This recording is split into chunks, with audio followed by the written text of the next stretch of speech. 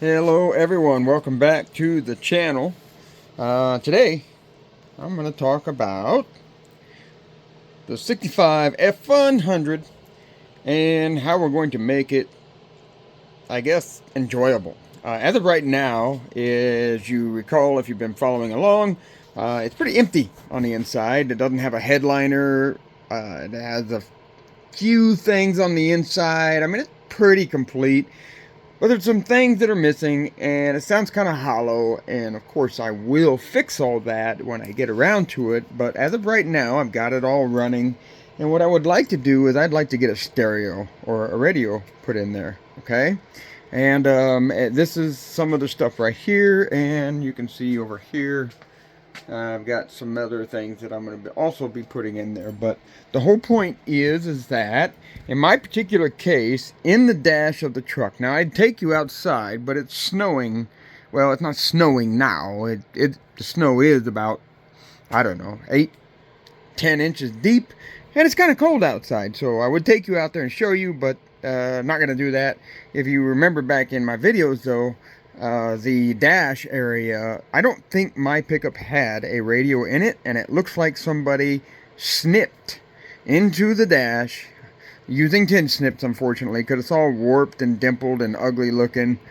And my thought is that I'm going to cover that up. And the reason why I'm going to cover that up is because, first of all, I don't really care that it's a factory style radio. As you can see here, this is a single DIN.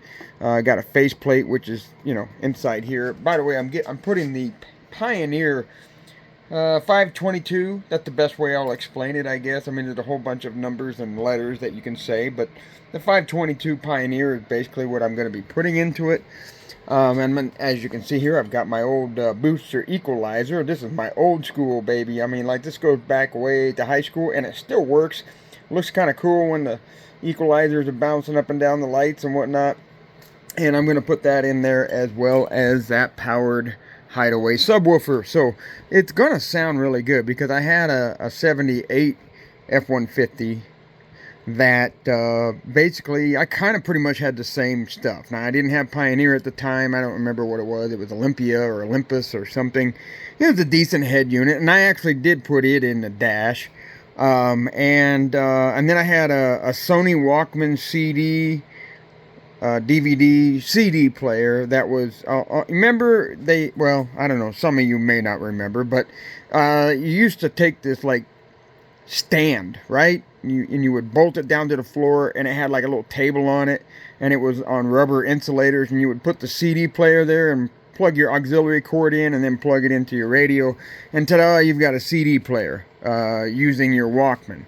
Now, of course, they started making head units that had CD players in them, but the problem with those, especially at that time, is they were terrible at skipping. You had to buy a really, really good unit, expensive unit, to get those things to work. And what a lot of people did was they went and they bought that stand with the rubber table, and they put their Sony Walkman CD player or Panasonic or whoever the hell you wanted to buy it from, and they put that on top of there. And what that did was that was a way cheaper way to actually get a CD player to work in your vehicle. But again, it was just something else you had to have. And what I did actually is I put my single DIN in the dash, which I'm not going to do here, but I put my CD player stand up into the roof. Actually, it was right above the rear view mirror, and I kind of flipped it and everything to make that table. It's kind of sat at an angle, but I put Velcro on it, and I pressed my Walkman, and it never moved. And it worked perfectly. It didn't skip a beat hardly ever. So that's what I did. Now, today, of course, we have electronic music that we're, using hard drives and phones and all that kind of stuff, and satellite radio if you want. This thing is capable of all the fancy Pandora, satellite radio, etc., Sirius XM, blah, blah, blah, blah, blah. But that doesn't really pertain to me, because I don't care, because I have my phone and I have my own digital record of music, and I just haven't quite decided yet how I'm going to do this, but I'll figure that out once I get it all in there, and we'll figure out what we're going to do. Okay? All right, so, but the whole point that I'm trying to make here is that when I had my CD player up high, that was awesome. And again, my headliner in my 65 is out right now. I had a video, I thought, where I showed you guys I was actually building a frame, an overhead frame, and I am going to be putting this right here, this booster equalizer single DIN head unit, the Pioneer 522. I'm going to be making a cutout and putting that in there. And then also, while I'm doing this, I bought a couple of these. So this one, I couldn't find one in red. So this one's the only one that's completely all black. But this is a cigarette lighter socket. However, if you look in there, you can see there's some LEDs in there. And those things will light up red. So it will actually look red, at least the inside, when this thing is lit up. It says marine, it's for marine application, but I don't care. I just need a cigarette lighter. Now, the pickup, of course, has a cigarette lighter, and it's running through, you know, the old glass cylinder fuse block. I don't plan on, like, I'm going to take it out or anything, but I don't really trust it in plugging in maybe some of the items that I might be using. I just don't think that it's going to be able to handle that kind of power.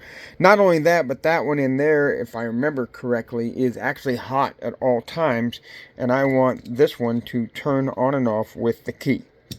And then, of course, I'm going to be showing you all this, how I hook it up, but just giving you an idea. But anyway, we'll have this one in there, and then this one here, I wanted a voltmeter. I don't know if you remember, but if you've been seeing my stuff, my pickup, I think I showed where I had a little, I mean, it was just a little rectangular box about the size of that, actually, a voltmeter that I had installed with double-sided tape down there at the bottom of the dash. And I'm going to take that out and I'm going to replace it with this. This will actually be a voltmeter, and you know, as an added bonus, I get to charging USB ports. And I guess you can turn that voltmeter off if you want, but I'm never going to do that. I want it on all the time so I can watch my voltage.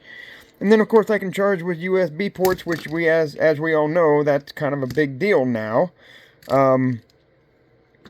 So, I'm going to have that, and then this one. Also a red one, and this is a charger. But this one has two USB ports, and it has the mini USB port, because there's a lot of, I mean, I don't have an iPhone. I do have an iPhone company phone, I guess, but my wife and my daughter, they have the new iPhone, and it uses the mini USB to plug into their, as my daughter calls it, the box, the charger portion. And so that's the reason why I got this. So basically, I got plenty, as you can see, USBs. Not only that, but the actual radio unit has one USB on the front as well. But of course, if I plug into that one, it is said to be able to connect to your phone that way too, to be able to do some functions as well. So I probably am overkill, actually.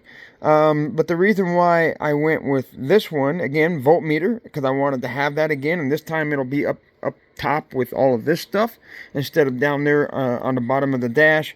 But also, again, if I were to buy the actual voltmeter gauge, I mean, this one just happened to come with USB ports, and I can actually put the cap back on, and it'll flash right, it'll shine right through this little window here, and I can, I have what I want, and I also have the charging USB ports if I want to do that. So that's kind of why I went that way. I was hoping to get everything red, but again, like I said, that one there was I could only find it in black, and that's why I did it. This one here, I really didn't need it, except for, like I said, the mini USB port as a charger, because again, I know my wife and my daughter may be riding with me, or maybe eventually I might get a company phone that requires, because my company uses iPhone, so I might have to actually have that in my truck for charging an iPhone. So that's the reason why I got this. So these here can all kind of sit, you know, relatively close to each other. Don't have to be like that, but That's my whole point. That's going to go in there, and this is going to go in there, and this is going to go in there. Now, of course, I'm going to take off this metal plate. This was my old mounting bracket as I put it in my 84 Nissan pickup years ago, but I will actually unscrew that and actually mount this way differently. And once I take this off, of course, you can see this is really small. For how old this thing is, it's really small. So that is the plan, and what am I going to do with that is going to be right here. So I bought this piece of paneling here. Basically, this is the back side, and this is the front side. Now, honestly, I sat there and sat there and sat there in the hardware store looking at everything that they had for colors, and I ended up going with this one because, I mean, I'm still up in the air whether I'm going to be repainting that 65 or if I'm going to keep it the whatever, that tropic color, turquoise or whatever, and white. I really am leaning now. I was leaning hard to repaint it, and I was going to do like a dark steel, which I think would really be kind of cool with this, but I am leaning more and more to just leave it alone and keep it the color that it is, because I just get so much attention and I get more compliments. Of course, I'm not doing it for everybody else, but I actually like it myself as well. And, you know, if it could help me win a couple trophies at the car show, then that so much even the better, okay? So anyway, there were other patterns and colors there that I really wanted. The problem is that I wanted a piece of paneling that was actually, you know, wood. And some of those paneling, by the way, I don't know, they're like a paper product or something compressed or whatever. And when you actually pick up the whole 4x8 sheet, which, by the way, yeah, I got quite a bit, and it's overkill, and I probably got too much, actually. But my point is that when I picked up the other sheets, the stuff that's like pressed or whatever with a like a paper, you know, like a wallpaper type glued on pattern or whatever, nothing wrong with that, but the weight of it was way heavier. I mean, twice as heavy as this right here, as a matter of fact, and even a little bit thinner. And as you can see, like I say, this is actual wood here, and I like that because I'm going to be gluing on with wood glue some blocks to, you know, to make it to where all this can be screwed together. Okay, and so that's the main reason why I wanted to keep it wood, was so that I could easily glue the wood blocks on, and it would actually stick. It would. I'm sure it would stick to the paper or composite board or whatever the hell that shit is, but it will stick much better to this. And then the other thing was, again, the weight. So I could actually put more of this up there and not worry about the fact that I'm adding, you know, a full 20, almost 30 pounds, whereas this here, I'm pretty sure it weighs about maybe 15 pounds. I don't know, I didn't put it on the scale, but it's very lightweight compared to the other ones. Let's put it that way, okay?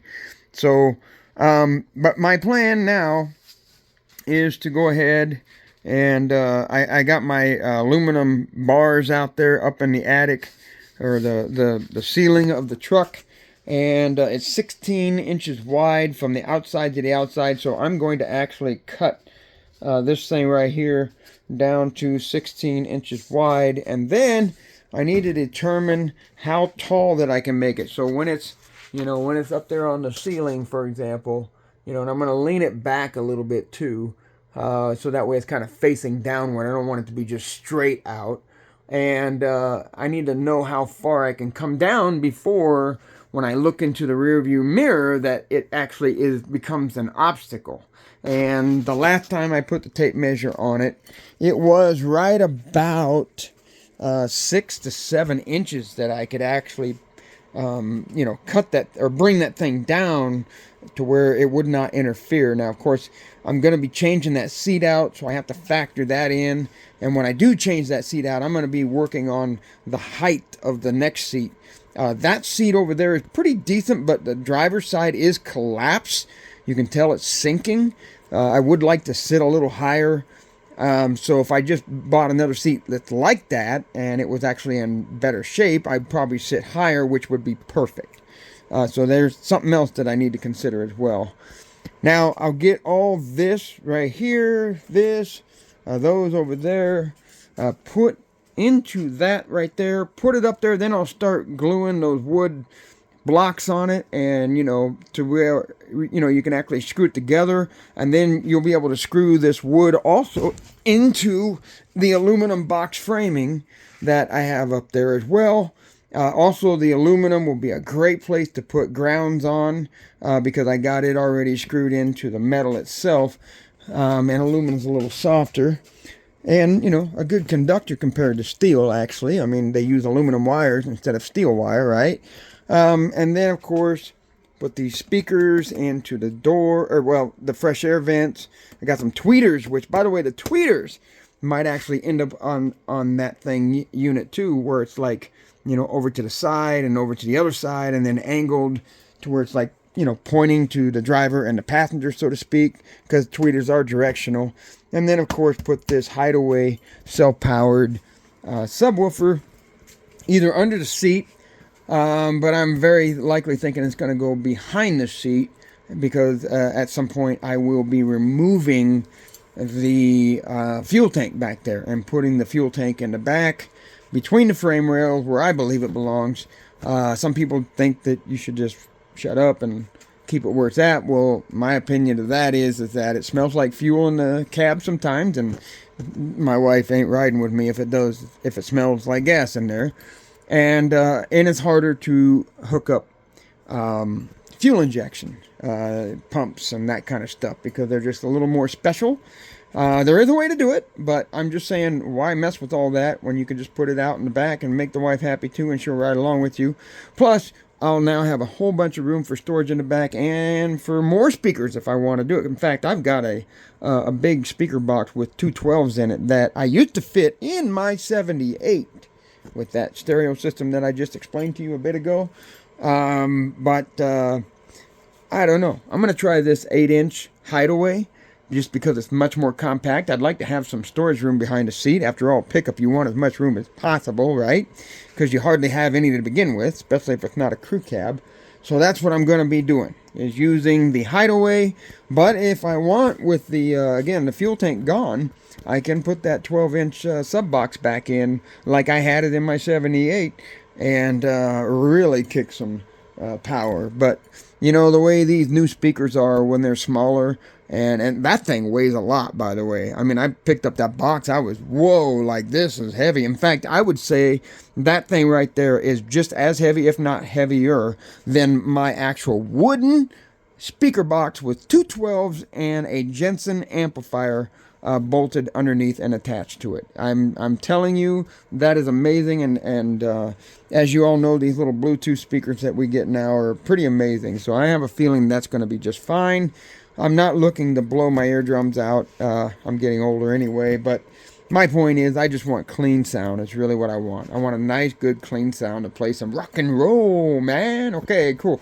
So that's what is happening here right now, and I'm going to get started here later today or tomorrow. I haven't quite decided. I got some work I need to be doing right now, but that's the plan, is to actually get this stuff all set up in that piece of wood over there as the front panel that will be facing me, and then I can actually start cutting all of the other pieces to like this, for example. This is basically what I got, in a sense, in the ceiling of my pickup right now. I got these aluminum square tubes going like this, and it's like 16 inches from here to here. Not obviously, this is an exaggeration, of course, but I'm just trying to give you an idea.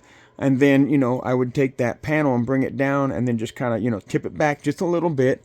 And then, you would see the side right here, right? And we could actually cover it up with all of that. Oh, and also, that's the other thing I should say. So remember, I was telling you about how my 65 has an area where somebody tin snipped the stupid, radio opening. I was thinking, because I'm not going to put this into the dash, well, then what I can do now is I can take this stuff right here, this paneling, again, right there. And I can take and cut out a small piece and, you know, kind of round it or whatever, make it look nice, and put it right over the top of it and plug that hole to where it doesn't look like garbage like it does right now. I mean, right now it's just got a big old, you know, square hole, rectangular hole, and 2 little holes for the knobs. And again, somebody used tin snips, so it's all wavy and ugly looking. And I can maybe hammer on it just a little bit, you know, with a hammer and dolly to kind of flatten it out a little bit, and then just take a piece of wood, because I'll have it up in my center console, right, up top. And then I can also take that same wood and I can place it on the front of the glove box. I can actually place a couple pieces on my door. Basically, I can kind of dress the interior up a little bit with this wood paneling. And as of right now, I'm not sure if I can do it, but I may even use this, I'm not sure yet, to actually do the headliner. But I think there's too many curves to kind of make it all completely happen. But I might try it. I don't know. We'll have to see. But that's the reason why I got a full sheet, because I was going to do more than just, you know, cut this little face panel out. I was actually going to enclose that area in above, maybe use it for the headliner, and of course use it to cover up the hole in the dash, as well as you know, just kind of accent throughout the cab to make it look like it's kind of normal that way. And again, I felt that color right there, with this being that wood paneling, would look good with you know, the teal, turquoise, and or whatever. I don't know, teal. I don't know what color they call that, but you know what I'm talking about. You've seen it in my other videos. And the white or the cold steel. I think it would look good either way. And again, I wanted to use this one once I got the color that I, you know, would like, with the fact that it was wood and lighter. That's the reason why I chose this one, because it was actually one that was using that compressed board or whatever with, you know, again, and it's just a wallpaper like pattern that's glued on the front. And I actually liked it better color wise, but I did not like the weight, and I did not like the fact that it wasn't wood. I just feel like the wood is going to be stronger, and I feel like the wood is going to be easier to glue these little screw blocks on here, so that way when you assemble this thing, it stays together. So, all right. Well, I've wasted enough of your time. I cannot believe how fast these videos go when I get to going. I was saying to myself, I'm going to make this 10 to 12 minutes long, and here we are sitting at almost 25 minutes already. So anyway, like, subscribe, rumble. Come back for more. I'm always going to have more for you, and I'm hoping that you're learning something from it. Please do share this with people, by the way, if you feel like that they, you know, might want to listen to me ramble on, etc. or not, or at least they think they might be able to learn something, even if it's just a little snippet. That would be great. All I'm doing is just, you know, putting stuff up that I'm doing. So that way, maybe, you know, when you guys are looking for answers, you can find it, and hopefully I have it for you, or I have an idea that you didn't think of, and of course, you guys can comment as well, by the way, and then I can sit there and say, huh, that's a pretty good idea, or I can say, that guy's a fucking moron. Whatever. It works both ways, right? I love you. Anyway, thanks for coming, and we'll talk to you soon. Bye-bye.